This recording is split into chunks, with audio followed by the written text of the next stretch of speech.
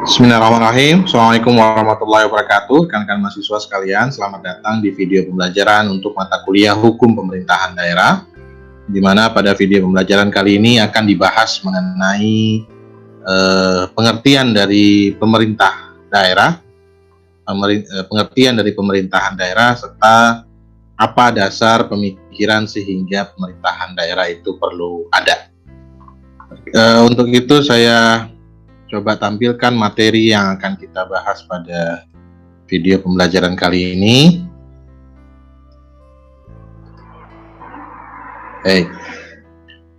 Rekan-rekan mahasiswa sekalian, berbicara mengenai hukum pemerintahan daerah, di situ ada 3 kata, yakni hukum, pemerintahan, dan daerah.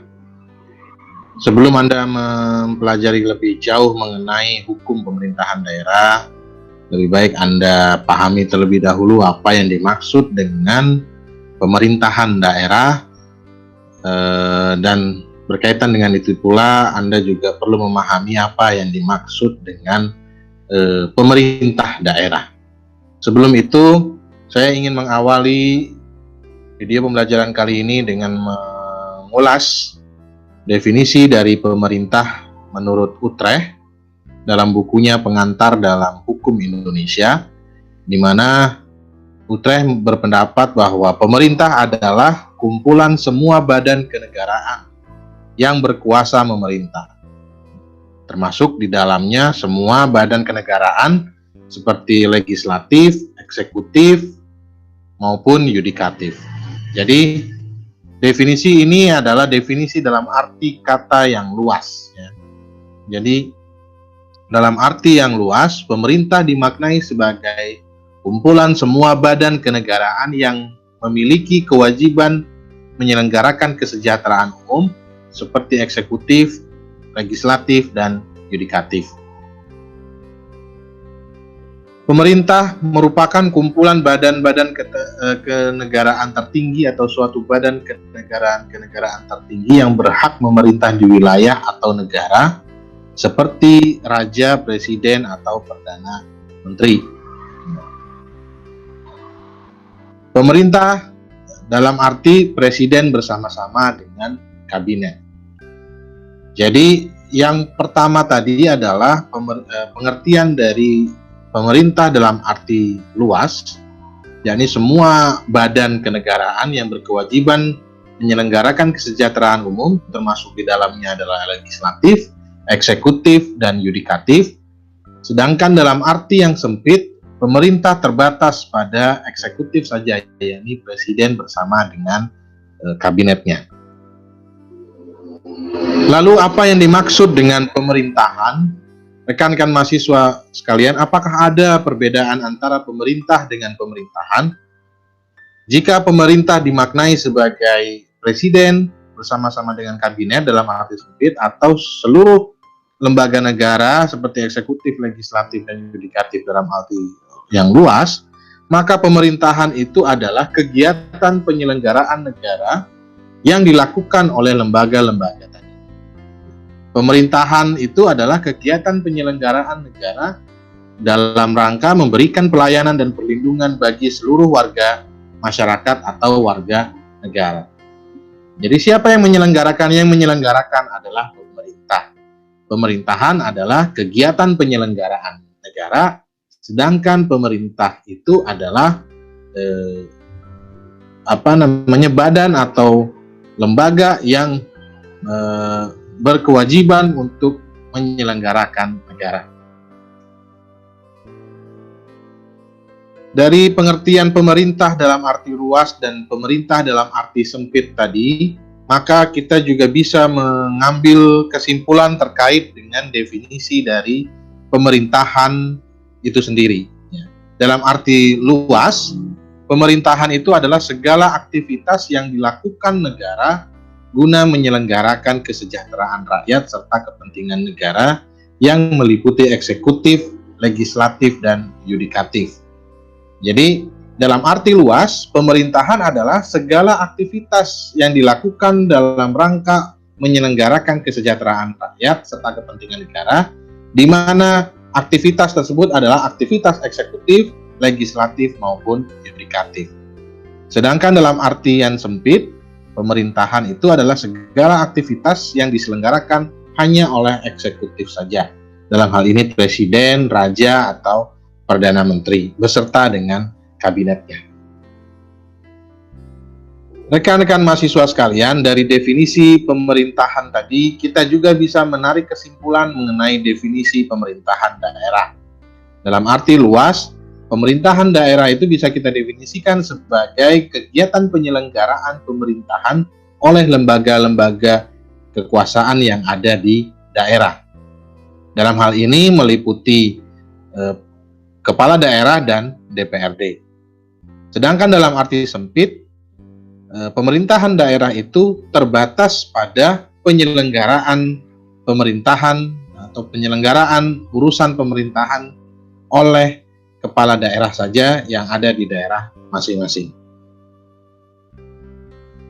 Rekan-rekan mahasiswa sekalian, berbicara mengenai hukum pemerintahan daerah, ada undang-undang yang saat ini masih berlaku yang mengatur mengenai pemerintahan daerah, yakni Undang-Undang Nomor 23 Tahun 2014. Mari kita coba lihat apa definisi yang diberikan oleh Undang-Undang Nomor 23 Tahun 2014. Menurut Undang-Undang 23 2014, pemerintahan daerah adalah penyelenggaraan urusan pemerintahan oleh pemerintah daerah dan DPRD menurut asas otonomi dan tugas pembantuan dengan prinsip otonomi yang seluas-luasnya dalam sistem dan prinsip NKRI sebagaimana dimaksud dalam Undang-Undang Dasar 1945. Jadi, pemerintahan daerah adalah penyelenggaraan urusan pemerintahan oleh pemerintah daerah dan DPRD. Adapun pemerintah daerah, siapa yang dimaksud dengan pemerintah daerah di sini? Di dalam definisi pemerintahan daerah adalah kepala daerah sebagai unsur penyelenggara pemerintah daerah, penyelenggara pemerintahan daerah yang memimpin pelaksanaan urusan pemerintahan yang menjadi kewenangan daerah otonom. Jadi yang memimpin pelaksanaan urusan pemerintah yang menjadi kewenangan daerah otonom itu adalah kepala daerah sebagai unsur penyelenggara pemerintahan di daerah. Adapun yang dimaksud dengan Dewan Perwakilan Rakyat Daerah atau DPRD adalah lembaga perwakilan daerah yang berkedudukan sebagai unsur penyelenggara pemerintahan daerah. Jadi DPRD ini adalah lembaga perwakilan daerah yang berkedudukan sebagai unsur penyelenggara pemerintahan daerah. Adapun definisi-definisi lain yang perlu Anda pahami yakni mengenai urusan pemerintahan. Tadi kalau kita merujuk pada definisi pemerintahan daerah adalah penyelenggaraan urusan pemerintahan oleh pemerintah daerah dan DPRD. Maka apa yang dimaksud dengan urusan pemerintahan? Urusan pemerintahan adalah kekuasaan pemerintahan yang sebetulnya menjadi kewenangan dari presiden. Tetapi pelaksanaannya dilakukan oleh Kementerian Negara dan penyelenggara pemerintahan daerah. Jadi urusan pemerintahan yang menjadi wewenang dari pemerintah daerah dan DPRD dalam penyelenggaraan dalam pemerintahan daerah itu adalah urusan pemerintahan yang sebetulnya menjadi kewenangan dari presiden. Tetapi pelaksanaannya kemudian dijalankan oleh penyelenggara pemerintahan daerah, dalam hal ini kepala daerah dan DPRD. Untuk tujuannya adalah melindungi, melayani, memberdayakan dan menyejahterakan masyarakat di daerah. Rekan-rekan mahasiswa sekalian, ada definisi juga yang harus Anda pahami ketika berbicara mengenai pemerintahan daerah, yakni otonomi daerah. Apa yang dimaksud dengan otonomi daerah? Yang dimaksud dengan otonomi daerah adalah hak, wewenang, sekaligus juga sebagai kewajiban. Jadi, otonomi daerah bukan hak saja, tetapi juga kewajiban. Kewajiban siapa? Kewajiban daerah otonom untuk mengatur dan mengurus sendiri urusan pemerintahan dan kepentingan masyarakat yang ada di daerahnya masing-masing dalam sistem negara kesatuan Republik Indonesia. Sedangkan yang selanjutnya adalah pemerintah pusat adalah Presiden Republik Indonesia yang memegang kekuasaan pemerintahan negara Republik Indonesia dan lain sebagainya.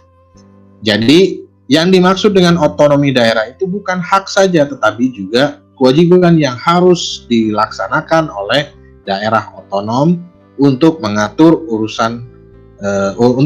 dan mengurus urusan sendiri, ya, mengurus sendiri urusan pemerintahan dan kepentingan masyarakat di daerahnya masing-masing. Rekan-rekan mahasiswa sekalian, setelah Anda memahami apa yang dimaksud dengan pemerintah dan pemerintahan, ya, Anda juga sudah memahami apa yang dimaksud dengan pemerintahan daerah, maka yang akan dibahas berikutnya adalah dasar pemikiran dari pemerintahan daerah. Mengapa pemerintahan daerah itu kemudian ada dengan segala macam kewenangan yang dimilikinya. Yang pertama, rekan-rekan mahasiswa sekalian, yang perlu Anda pahami, ya, berbicara mengenai negara itu sama halnya dengan ketika kita berbicara mengenai sebuah organisasi. Ya. Sebagai sebuah organisasi, ya, pelaksanaan pemerintahan di daerah ini diharapkan dapat memperlancar mekanisme roda organisasi. Sama dengan organisasi, adanya misalnya kalau di organisasi kan ada pengurus pusat, ada pengurus daerah, ada pengurus cabang, dan lain sebagainya. Itu tujuannya adalah agar memperlancar mekanisme roda kegiatan organisasi. Agar organisasi bisa roda kegiatannya bisa lebih lancar dan efektif. Pendelegasian sebagian wewenang dari seseorang atau instansi atau suatu organisasi merupakan salah satu asas yang berlaku universal bagi setiap organisasi. Jadi, adanya pembagian kekuasaan, ya, pendelegasian wewenang kepada daerah-daerah itu adalah sesuatu asas yang berlaku universal untuk semua organisasi, untuk setiap organisasi. Jadi, tadi saya jelaskan contohnya, misalnya ketika kita bicara organisasi, ada yang di tingkatan pusat, ada yang di tingkatan daerah, di mana memiliki wewenang yang berbeda, yang memiliki tugas dan kewenangan masing-masing. Tujuannya adalah agar kebijakan dapat terlaksana dengan efektif, agar kegiatan organisasi berjalan dengan efektif, meringankan beban kerja, ya, memencarkan peranan pimpinan sehingga terjadi demokratisasi dalam kegiatan organisasi. Jadi meringankan beban, kalau di organisasi, meringankan beban pengurus pusat misalnya untuk mengatur, ya, melaksanakan kegiatan organisasi di daerah-daerah. Ya, begitu juga dengan pemerintahan. Tidak hanya ada pemerintah pusat, tetapi harus ada pemerintah daerah yang kemudian diberikan wewenang.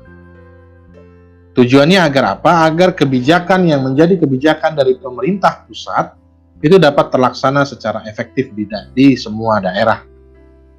Meringankan beban kerja pemerintah pusat dan memencarkan peranan pemerintah pusat, ya, sehingga terjadi demokratisasi dalam pemerintahan. Penyelenggaraan pemerintahan daerah itu juga disesuaikan atau berdasarkan amanat Undang-Undang Dasar, yaitu pemerintahan daerah yang mengatur dan mengurus sendiri urusan pemerintahan menurut asas otonomi dan tugas pembantuan. Tujuannya adalah untuk mempercepat terwujudnya kesejahteraan masyarakat melalui peningkatan pelayanan, pemberdayaan, dan peran serta masyarakat, ya, serta dengan memperhatikan prinsip demokrasi, pemerataan, keadilan, keistimewaan, dan kekhususan suatu daerah. Jadi, urusan pemerintahan itu tidak bisa dipegang sendiri oleh pemerintah pusat. Oleh sebab itu, agar apa yang menjadi kebijakan pemerintah pusat benar-benar terlaksana di daerah, ya, agar tujuan dari berdirinya negara ini benar-benar terlaksana di semua daerah, maka pemerintah pusat membagi kewenangannya kepada pemerintah daerah, sehingga pemerintah daerah bisa memberikan pelayanan, bisa memberikan pemberdayaan kepada masyarakatnya secara langsung, dan masyarakat di daerah bisa juga berpartisipasi dalam pemerintahan secara langsung. dengan memperhatikan prinsip demokrasi, pemerataan, keadilan, keistimewaan, atau kekhususan suatu daerah.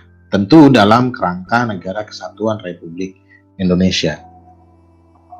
Rekan-rekan mahasiswa sekalian, pemerintahan daerah ada dalam rangka meningkatkan efisiensi dan efektivitas penyelenggaraan otonomi daerah. Perlu memperhatikan hubungan antara susunan pemerintahan dan antara pemerintahan daerah, potensi dan keanekaragaman daerah, aspek hubungan wewenang memperhatikan kekhususan dan keragaman daerah dalam sistem NKRI. Jadi, agar penyelenggaraan otonomi daerah, agar apa yang menjadi kewenangan pemerintah daerah itu menjadi efisien dan efektif, maka perlulah diperhatikan hubungan antara susunan pemerintahan dan pemerintahan daerah. Perlu juga diperhatikan potensi dan keanekaragaman daerah, juga memperhatikan kekhususan dan keragaman daerah dalam sistem NKRI. Rekan-rekan mahasiswa sekalian, berbicara mengenai pemerintahan daerah, ini akan sangat berkaitan dengan pembahasan mengenai konsep pemisahan dan pembagian kekuasaan. John Locke misalnya membagi atau memisahkan kekuasaan itu menjadi 3, yakni kekuasaan legislatif membuat undang-undang, eksekutif melaksanakan undang-undang, dan federatif untuk memiliki kewenangan keamanan dan hubungan luar negeri.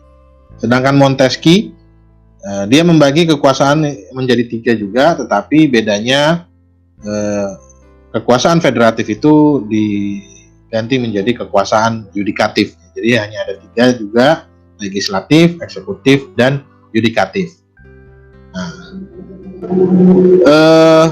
mengapa kemudian pembagian kekuasaan itu perlu dilakukan? Pertama, dalam rangka menyelenggarakan kepentingan rakyat, dan yang kedua adalah mencegah kesewenang-wenangan. Jika kemudian kekuasaan semua terkumpul di satu lembaga negara, terkumpul di satu badan negara, maka yang dikhawatirkan adalah kesewenang-wenangan. Misalnya, yang membuat aturan adalah raja, yang melaksanakan aturan adalah raja, yang menghukum juga adalah raja. Yang terjadi adalah bisa jadi kesewenang-wenangan. Raja membuat aturan seenaknya sendiri, melaksanakan aturan seenaknya sendiri, dan menghukum seenaknya sendiri. Ujung-ujungnya adalah kesewenang-wenangan. Oleh sebab itu, kekuasaan itu harus dibagi dan terpisah. Selanjutnya, Miriam Budiarjo membagi kekuasaan ke dalam 2 cara, yakni pembagian kekuasaan secara horizontal, pembagian kekuasaan menurut fungsinya, ya. Itu adalah legislatif, eksekutif, yudikatif, ya. Fungsi legislatif adalah membuat undang-undang, eksekutif melaksanakan undang-undang, yudikatif itu tugasnya adalah mengadili berdasarkan undang-undang.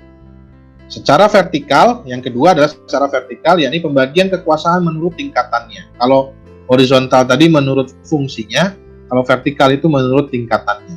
Dalam hal ini yang dimaksud adalah pembagian kekuasaan antara tingkatan pemerintahan, pemerintah pusat kepada pemerintah daerah otonom yang memikul hak otonomi daerah atau hak desentralisasi. Untuk lebih jelasnya, pembagian kekuasaan ini dapat kita saksikan kalau kita melakukan perbandingan antara negara kesatuan dan negara federal. Ini yang coba barangkali bisa Anda pelajari, ya. Negara di negara kesatuan dan negara federal itu sama-sama ada pembagian kekuasaan, tetapi ada perbedaan di antara keduanya. Pembagian kekuasaan dalam ini adalah pembagian kekuasaan secara vertikal, ya, antara negara kesatuan dan negara federal itu berbeda coraknya. Nah, ini coba Anda pelajari kira-kira apa perbedaan corak pembagian kekuasaan secara vertikal di negara kesatuan dan negara federal. Akhir kata, sekian video pembelajaran kali ini. Semoga Anda dapat memahami dan bisa bermanfaat. Pesan saya, jaga kesehatan dan tetap semangat untuk belajar. Billahi taufiq wal hidayah. Wassalamualaikum warahmatullahi wabarakatuh.